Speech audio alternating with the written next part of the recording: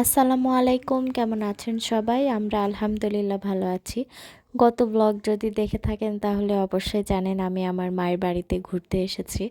এই যে আমার মেয়েদের কাটানো কিছু সুন্দর মুহূর্ত আপনাদের সঙ্গে শেয়ার করলাম। আশা করছি আপনাদের ভালো লাগবে। সম্পূর্ণ ভিডিওটি দেখার রিকোয়েস্ট করলাম। আর প্লিজ আমার চ্যানেলটিকে সাবস্ক্রাইব করে দিবেন এবং পেজটিকে ফলো করে দিবেন। Very good. আমিও নেব আম্মু। আমিও নেব। আমিও নেব। এটা?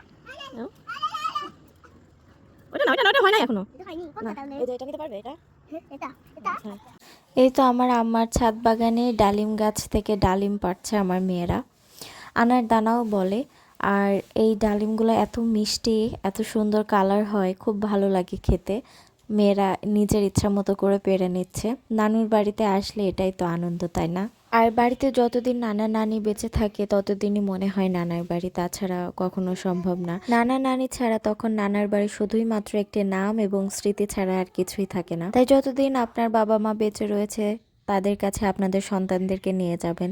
আপনাদের সন্তানরা যেন তাদের নানা নানি দাদা দাদির ভালোবাসা পায়, তাদের শৈশব যেন দাদা দাদি নানা নানির স্মৃতিতে ভরপুর থাকে। মাশাআল্লাহ, কি সুন্দর কালার এসেছে দেখতেই পাচ্ছেন, খেতেও কিন্তু অনেক মিষ্টি।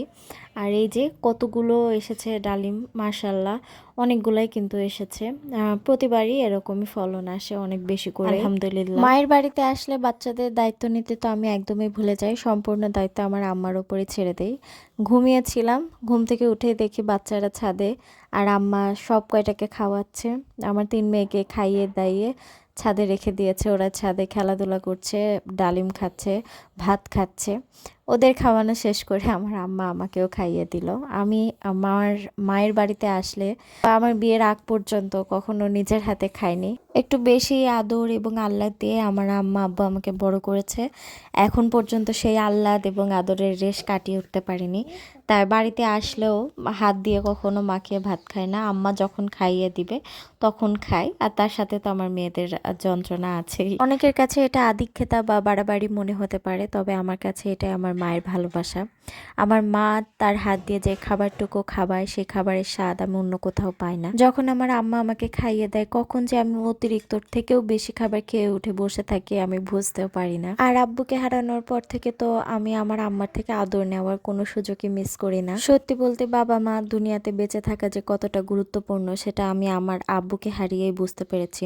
বাবা ছাড়া মেয়েদের কোনো দাম থাকে না, বাবা ছাড়া কোনো মেয়েদের বট ছায়াও থাকে না। বাবা মা দুনিয়া ছাড়লে আপনার ভাই বোনের সম্পর্ক ছেড়ে দিবে, এটাই বাস্তবতা। যত তাড়াতাড়ি মানতে শিখবেন তত তাড়াতাড়ি সুখে থাকবেন। বাবা মা ব্যতীত যদি আপনাদেরকে কেউ ভালোবেসে থাকে তবে সে হলো আপনার সঙ্গী, হোক স্বামী হোক স্ত্রী। কারণ আপনি যদি একবার জীবনে আপনার বাবা মা এবং স্বামী অথবা স্ত্রীকে হারিয়েছেন, আপনি আপনার মূল্য হারিয়ে ফেলবেন, এটাই বাস্তবতা। তখন আপনার সন্তান ভাই বোন কেউ কাজে আসবে না। তো আজকে এখানে বিদায় নিচ্ছি। আপনারা দয়া করে আমার আম্মা আব্বুর জন্য দোয়া করবেন।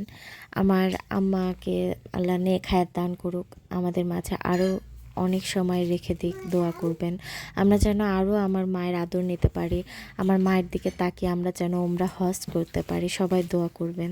আর আমার আব্বুর জন্য দোয়া করবেন, আল্লাহ যেন তার জীবনের সকল গুনাহ মাফ করে জান্নাতুল ফেরদাউস দান করে, আমরা যেন জান্নাতুল ফেরদাউসে সবাই একসঙ্গে থাকতে পারি সেই দোয়া করবেন। তো সবাই সুস্থ থাকবেন, ভালো থাকবেন। আসসালামু আলাইকুম।